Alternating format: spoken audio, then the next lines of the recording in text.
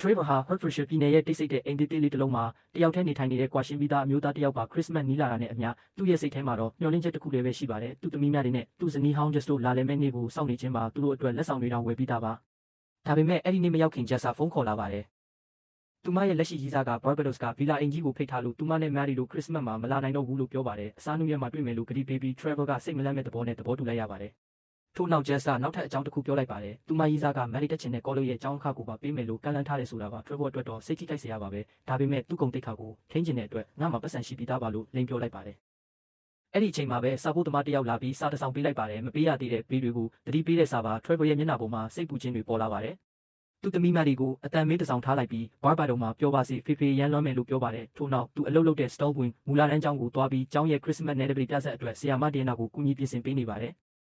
ကျောင်းအုပ်မကြီးက Trevor ကိုခဏစကားပြောချင်တယ်လို့ပြောပေမဲ့ဒီရန်ကဝင်လာပြီးကျောင်းသားတစ်ယောက်ရဲ့အမေဂျွန်ကသူ့ရဲ့ရှစ်လာသားလေးကို baby Jesus ဖြစ်တရုပ်ဆောင်ဖို့ယူလာပေးမယ်လို့ပြောလိုက်ပါတယ်။ကျောင်းအုပ်မကြီးလည်းသဘောကျစွာပြုံးလိုက်ပါတယ်။နောက်ဆုံးတော့ဝန်ထမ်းခန်းထဲမှာကျောင်းအုပ်မကြီးကဝိုင်းတစ်ခွက်လောင်းပေးပြီး Trevor ကိုသူ့ဝန်ဆောင်မှုအတွက်ကျေးဇူးတင်ကြောင်းပြောပါတယ်။ဒီနေ့ဟာသူ့အတွက်ကျောင်းမှာအလုပ်လုပ်ရတဲ့နောက်ဆုံးနေ့ဖြစ်ကြောင်းလည်းသတိပေးလိုက်ပါတယ်။ဒီမှာဘယ်လောက်ကြာလုပ်ခဲ့လဲလို့မေးတော့ Trevor က9လပါလို့ပြောပါတယ်။ကျောင်းအုပ်မကြီးကနှစ်တွေကြာတယ်လို့ပဲလို့ပြန်ပြောပါတယ်။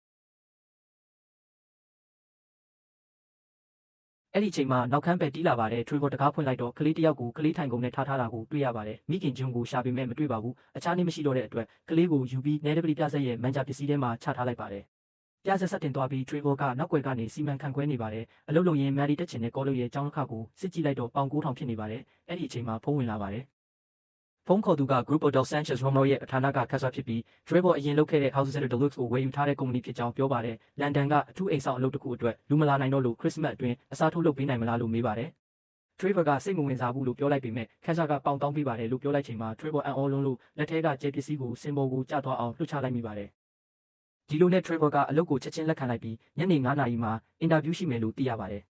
Trevor ကကျောင်းကိုပိတ်ပြီးထွက်လာချိန်မှာကလေးငယ်တစ်ယောက်ငိုတန်ကြားလိုက်ရပါတယ်။အတန်နောက်ကိုလိုက်သွားတော့မနက်ကတွေ့ခဲ့တဲ့အဲ့ဒီကလေးကိုပဲထပ်တွေ့ရပါတယ်။သူကျွန်းရဲ့ဖုန်းနံပါတ်ကိုရှာပြီးဖုန်းခေါ်ပေမဲ့မဖြေပါဘူး။ဒါကြောင့်အတန်မေးတစ်ဆောင်ထားခဲ့ပါတယ်။ Trevor ကကလေးကိုကျွန်းရဲ့အိမ်ကိုပြန်ပို့မယ်ဆိုပြီးသွားခောက်လိုက်ပါတယ်။ဒါပေမဲ့ကျွန်းကတကားဖွင့်ပြီးငါကလေးကဖျားနေလို့ဒီနေ့ကျောင်းကိုမပို့ခဲ့ပါဘူးလို့ပြောလိုက်ပါတယ်။ Trevor လုံးဝအားတင်သွားပါတယ်။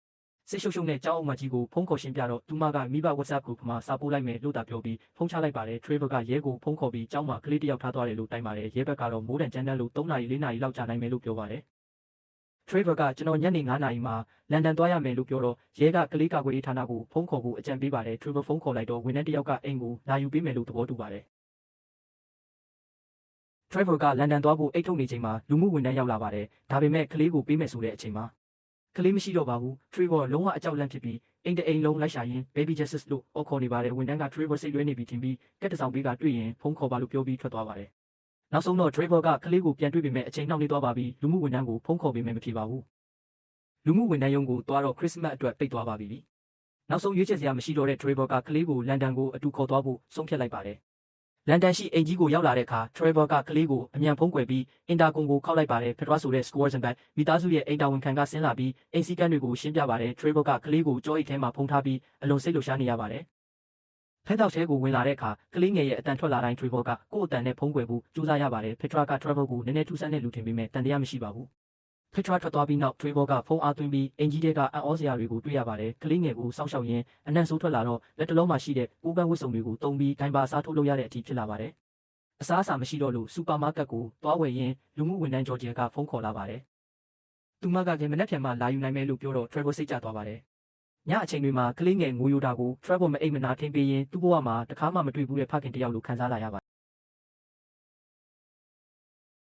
်နောက်နေ့မနက်မှာဒိုင်ပါမှာလိုက်တာဒယ်လီသမားရောက်လို့ဆေးယူရင်းအပေါ်ထပ်မှာဖန်တောက်စကီနဲ့ဖုန်းကြံခဲ့လို့တော့အပိုးရှိတဲ့အိမ်အကူလောက်ဆာစီကိုလေးလွာကဦးလုံးစီကဖုန်းကားဆက်ပြီးအကူညီတောင်းရပါသေးတယ်တော့လာမပေးသေးလို့လေးလွာကဝလုံးခန်းစီလိုက်ပြီးခရစ်စမတ်ပွဲလေးကိုဘူးမတိနဲ့ဝင်ရောက်ပြီးတော့လာဖွင့်ပေးမဲ့အိမ်ကူဖုန်းကိုစောင့်နေပါတယ်ဒီချိန်မှာလူမှုဝန်ထမ်းဂျော်ဂျီယာကလေးလာခေါ်တာဖြစ်ပြီးဖုန်းဆက်မရတော့အတန်မက်ဆေ့ချန်ပြီးပြန်သွားပါတယ်အိမ်အကူကိုစရောက်လာပြီးအပေါ်တက်ဖို့တော့ဖွင့်ပေးခဲ့ပြီး Trevor တက်လီကအသက်တိုင်းပါထုတ်ကြံခဲ့လို့တက်လီကတကားအဝမှာဖက်နဲ့တစ်ဖက်ခုခဲ့ပေမဲ့အဆင်မပြေခဲ့ပါဘူးအိမ်အကူဝေါဆန်နောက်လိုက်ပြီးထပ်အကူညီတောင်းရပါသေးတယ်အပေါ်ထက်ရောက်သွားနေတဲ့မြောက်ကမြင်းမသားလေးကိုလိုက်ရှာရပါသေးတယ်ဒုတိယညမှာတော့ Trevor တယောက်အတန်တွေကြားလို့လိုးလာပြီးသွားကြည့်တဲ့အခါ Pentowski အပိုရှိနေတဲ့အင်ချီယာမဲ့လင်မယားနှစ်ယောက်အစားအစာတွေခိုးယူနေတာကိုမိသွားပါတယ်လင်မယားနှစ်ယောက်ကရဲကိုမတိုင်ဖို့တောင်းပန်ပြီး Pentowski အပိုကိုထားခဲ့ရင်ထွက်သွားတဲ့အခါငါမှလည်းမင်းတို့လိုကလေးတယောက်ရှိချောင်းပြောပြီးစားစရာအချို့ကိုထည့်ပေးလိုက်ပါတယ် နောက်နေ့မနက်နိုးလာတော့ကလေးကိုအစာကျွေးနေရင်လူမှုဝန်ထမ်းဂျော်ဂျက်ကကလေးလာခုံဖို့ဖုန်းခေါ်လာပါတယ်။ Trevor လည်းဝမ်းသာသွားပြီးခြေထောက်တစ်ဖက်မှာဖက်နှက်အစားကျွတ်အိတ်ဆုပ်ပြီးကလေးနဲ့မခွဲခင်လေးပန်းချန်နဲ့ကိုလန်းရောက်ထွက်လာရင်ကလေးအမေ3ယောက်နဲ့တွေ့လို့သူ့ကလေးကပိုပြီးချစ်စရာကောင်းကြောင်းကြွားလိုက်ပါတယ်။ဒီလိုနဲ့ဆက်လျောက်လာရင်ပျောက်သွားတဲ့သူ့ဖက်နှက်တစ်ဖက်ကိုတွေ့ပြီးအားရဝမ်းသာနဲ့ကောက်ဆွတ်လိုက်ပါတယ်ဒီအချိန်ဖက်နှက်ကိုအစားထင်ပြီးကိုက်တဲ့ခွေးမဲလေးတစ်ကောင်သူ့ဖက်နှက်ကိုလာကိုက်ပါတော့တယ် Trevor လည်းခွေးနဲ့အပြန်ဖက်နှက်လူပြီးနောက်ဆုံးညာဖက်နှက်တရံကိုပြစ်လိုက်ပါတယ်။အိမ်ပြန်ရောက်လာတဲ့အခါအင်ချီယာမဲ့လင်မယား2ယောက်ကမင်းညကအစားစာပေးတဲ့အတွက်ကျေးဇူးတင်ကြောင်းသူတို့သွားစရာရှိလို့ကလေးကိုကြည်ထားပေးလို့ရမလားအကူအညီတောင်းပါတယ် Trevor ကလည်းအေးဆေးပါရပါတယ်ဆိုပြီးအေးအေးဆေးဆေးပြန်ပြောခဲ့ပါတယ် Trevor တယောက်ကလေး2ယောက်ကိုအပြိုင်ထိန်းရင်းအလုပ်ရှုပ်နေပါတယ်ဒီအချိန်လူမှုဝန်ထမ်းဂျော်ဂျ်ရောက်လာပါတယ် Trevor လည်းအားရဝမ်းသာနဲ့ဆင်းပြီးလူမှုဝန်ထမ်းဂျော်ဂျ်စီကိုကလေးသွားအက်ကလက်မှတ်ထိုးခဲ့ပါတယ်အဲ့အချိန်မှာပဲအင်ချီယာမဲ့လင်မယား2ယောက်သူတို့ကလေးပြန်လာခုံမှုရောက်လာပါတယ်ကလေးပြန်ပေးမှုဆွဲချင်းအဖုံးကိုဖွင့်လိုက်တဲ့အခါမှာတော့ဟာကလေးမအမိပြီဖြစ်ကြောင်း Trevor တယောက်တိတိလိုက်ချင်းပြရသွားပြီးအောက်ကိုပြေးဆင်းကလူမှုဝန်ထမ်းဂျော်ဂျ်ကိုအမိလိုက်ပါတယ်ကံကောင်းချင်တော့လူမှုဝန်ထမ်းဂျော်ဂျ်ကကားမရရနေရာမှာကားထားခဲ့မိလို့ရောက်ထိန်ရဲတွေနဲ့စကားများပြဿနာဖြစ်နေပါတယ်။ Trevor လည်းလူမှုဝန်ထမ်းဂျော်ဂျ်စီကားခွင့်မတောင်းတော့ဘဲကားနောက်ခန်းကကလေးကိုပြန်ခေါ်သွားပါတော့တယ်။လင်မယား2ယောက်ရဲ့ကလေးကိုပြန်ပေးမှုတက်လီကားတဲ့အရောက်ဖန်ဒေါ့စကီကတက်လီကာတကားကြားတဲ့ကြသွားပြန်ပါတယ်။ဒါပေမဲ့သူ့မှာအင်ချီယာမဲ့လင်မယား2ယောက်ပေးထားတဲ့ဖန်ဒေါ့စကီအပေါ်တစ်ခုရှိနေပါသေးတယ်။အပေါ်ထက်ရောက်တော့လင်မယား2ယောက်ရဲ့ကလေးကိုပြန်ပေးလိုက်ပါတယ်။ဒါနဲ့သူလည်းလူမှုဝန်ထမ်းဂျော်ဂျ်စီကိုအပြည့်ပြန်ဆင်းပြီးကလေးသွားအပ်ပေမဲ့လူမှုဝန်ထမ်းဂျော်ဂျ်ကကလေးပါလာတဲ့အထင်နဲ့ကားမောင်းထွက်သွားပါတယ်ဒီအချိန် Scores and Batch မိသားစုရဲ့အိမ်တာဝန်ခံ Petra က Trevor စီဖုန်းဆက်လာပါတယ်။အိမ်ပိုင်ရှင်မိသားစုလန်ဒန်ကိုလာနေပြီဖြစ်ကြောင်းရှင်းရဲ့တာဝန်ပြီးဆုံးပြီဖြစ်ကြောင်းနှင့် Pentovsky ကိုမိသားစုစဖို့မှုချင်းတွေကိုအထားပြီးသူရောက်လာရင်ပြန်လို့ရပြီဖြစ်ကြောင်းပြောပါတယ်။ Trevor လည်းပြန်ဖို့ရအထုပ်ပိုးပြင်ဆင်နေတော့မိသားစုစဖို့မှုချင်းတွေကဖုန်းဆက်၍ရာသီဥတုဆိုးရွားနေတော့ကြောင်းသူနောက်ကျမှဖြစ်လို့ဈေးဝယ်စရာစီးရင်အချို့နဲ့အိမ်ရှင်ကြိုက်တော့ဝက်ဦးချောင်းအဖြူကို supermarket မှာဝယ်ပေးမှုအကူအညီတောင်းပါတယ်။ Trevor လည်းဈေးဝယ်စရာစီးရင်ရောက်လာတော့ကလေးကိုခေါ်ကာ supermarket သို့တွားရောက်ဝယ်ယူပေးခဲ့ပါတယ်တစ်ဖက်မှာတော့လူမှုဝန်ထမ်းဂျော်ဂျ်ကကားပါကင်ရောက်ကားနောက်ခန်းကကလေးကိုမတွေ့တော့ကြောက်လန့်ကရဲခေါ်ပြီးကလေးပြောက်တိုင်ကြပါတော့တယ်။ Trevor ကတော့စရင်ထဲကပစ္စည်းတွေဝယ်ယူပြီးအိမ်တို့ပြန်လာကမိဖို့ချောင်မှာအပုံလိုက်ပုံထားပါတော့တယ်။ထို့နောက်သူပြန်တော့မှမိုးလို့အင်ချီယာမဲ့လင်မယား2ယောက်စီတွားရောက်ကစားစရာတချို့တွားပေးရင်းနှုတ်ဆက်ခဲ့ပါတယ်။အိမ်တို့ပြန်လာရာကောင်တာတစ်ခုပေါ်တွင်ခွေးမဲလေးချီသွားတော့ဖက်နှက်တစ်ဖက်ကိုတွေ့ကယူသွားရင်းတက်လီကားထဲဝင်သွားပါတယ်။အဲ့အချိန်ခွေးမဲလေးကဖက်နှက်မြင်ကတက်လီကားထဲလိုက်ဝင်ရင်းသူနဲ့အိမ်ထဲပါလာပါတော့တယ်။ Trevor လည်းတက်လီကားမှာခွေးမဲလေးသူနဲ့ရှိကြောင်းခွေးပိုင်ရှင်ကိုသူ့ဖုန်းနံပါတ်ကိုဆက်ရန်စာသွားကတ်ထားပါတယ်။အဲ့နောက်ခွေးမဲလေးဟာအိမ်ပိုင်ရှင်ကြိုက်တဲ့ဝက်ဦးချောင်းဖြူကိုကိုက်ချီသွားလို့ Pentovsky ရဲ့ kitchen အယုတ်ဖက်နှက်လေးနဲ့မျှပါရင် Pentovsky ကခွေးမဲလေးပိုက်ထဲရောက်သွားပါတယ်။ Trevor ဟာခွေးမဲလေးရဲ့ဘိုက်ကိုတက်လီကားကလုံးနဲ့ကတ်လိုက်တဲ့အခါ Pentovsky ကအလုံးလုံးနေပါသေးတယ်။အဲ့အချိန်မိသားစုစဖို့မှုချင်းကဖုံးဆက်ပြီးရာသီဥတုဆိုးရွားနေ၍သူဒီနေ့မလာနိုင်ကြောင်းခရစ်စမတ်အပြင်စင်လေးပြုလုပ်ပေးရန်နှင့်တညထက်နေပေးရန်တောင်းဆိုပါတယ်ပြီးနောက်ခွေးပိုင်ရှင်တဲ့ဘုတ်ကလည်း Trevor ရဲ့စာကိုမြင်ပြီးခွေးလာယူမှုဖုန်းဆက်လာပါတယ် Trevor လည်းခွေးမဲလေးပိုက်ထဲက Pentovsky ကိုယူမှုခွေးမစင်စွန့်မဲ့အချိန်ကိုစောင့်ဖို့လိုတာကြောင့်သူအပြင်ရောက်နေကြောင်းညနေမှလာယူရန်ခွေးပိုင်ရှင်ကိုပြန်ပြောလိုက်ပါတယ်ထို့နောက် Trevor ကခွေးမစင်စွန့်တဲ့အချိန်စောင့်ရင်းခရစ်စမတ်အပင်ကိုအလှဆင်နေပါတော့တယ်ညနေရောက်ချိန်ခွေးမဲလေးမစင်စွန့်ရ Pentovsky ပါတဲ့မစင်ကိုကျွတ်အိတ်နဲ့ထုတ်ကခွေးပိုင်ရှင်ကိုခွေးမဲလေးပြန်ပေးလိုက်ပါတယ် Trevor တက်လီကားရဲ့ Pentovsky ဟာခွေးမစင်နဲ့ရောနေတဲ့ကျွတ်အိတ်လေးဖြစ်သွားပါတော့တယ်နောက်နေ့မနေ့ရောက်တော့အိမ်စာဖို့မှု Janet ကသူမလာနိုင်တော့တဲ့အတွက်ချက်ပြုတ်စရာဟင်းပွဲများနဲ့ဟင်းချက်နီးလန်းစုကို frame ပို့လိုက်ပါတော့တယ် Trevor လည်းအစွမ်းကုန်လက်စွမ်းပြပြီးကြက်ကောင်လုံးကင်းနဲ့အခြားစားကောင်းတော့ဖွယ်ရာများကိုအစွမ်းကုန်ပြင်ဆင်ချက်ပြုတ်ထားပါတော့တယ်ချက်ပြုတ်ပြီးနောက်အိမ်ပိုင်ရှင်မိသားစုကိုစောင့်မျှော်နေပါတယ်အချိန်ကြာလာတော့သူလည်းအိမ်တာဝန်ခံ Petra စီဖုန်းဆက်လိုက်ရာအိမ်ပိုင်ရှင်တွေမလာဖြစ်ပဲလေးရုပ်ပြန်လှည့်သွားတယ်လို့ပြောပါတယ်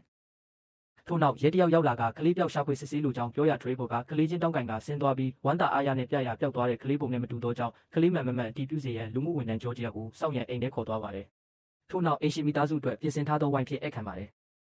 အင်ချီယာမဲ့လင်မယား2ယောက်လည်း Trevor ကိုနှုတ်ဆက်လက်ဆောင်လာပြီးတော့အသင့်ပြင်ထားတဲ့စားစရာတွေနဲ့အခမ်းနေရင်သူဖုန်းငါဆက်ဖူးတဲ့လင်းမောကသူ့အိမ်တော်အပ်ခဲ့ခြင်းလို့အင်တာကွန်ကလှမ်းပြောပါတယ်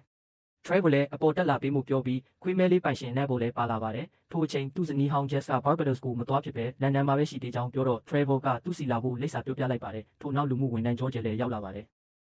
Trevor လည်းဧည့်သည်တွေကိုဝိုင်းတွေနဲ့အခမ်းရင်ပျော်ရွှင်နေကြပါတယ်သူ့သမီးနဲ့သူ့ဇနီးဟောင်းရောက်လာချိန်မှာတော့လူစုံသွားလို့အိမ်ပိုင်ရှင်မိသားစုအတွက်ပြင်ဆင်ထားတဲ့ဟင်းပွဲတွေကိုစားတောက်နေကြရင်ခရစ်စမတ်ပွဲကိုပျော်ရွှင်စွာကျင်းပနေကြချိန်ကလေးပြောက်သွားလို့အိမ်ကြီးထဲလိုက်ရှာကြရပါသေးတယ်အဲ့ဒီအချိန်မှာပဲအင်တာကွန်အတန်မြည်လာပါတယ် Trevor ဖွင့်လိုက်တဲ့အခါသူ့မျက်နှာတစ်ခုလုံးတည်ငြိမ်သွားပါတယ် Scores and Batch အိမ်ပိုင်ရှင်မိသားစုကြီးရောက်လာခဲ့ပါပြီ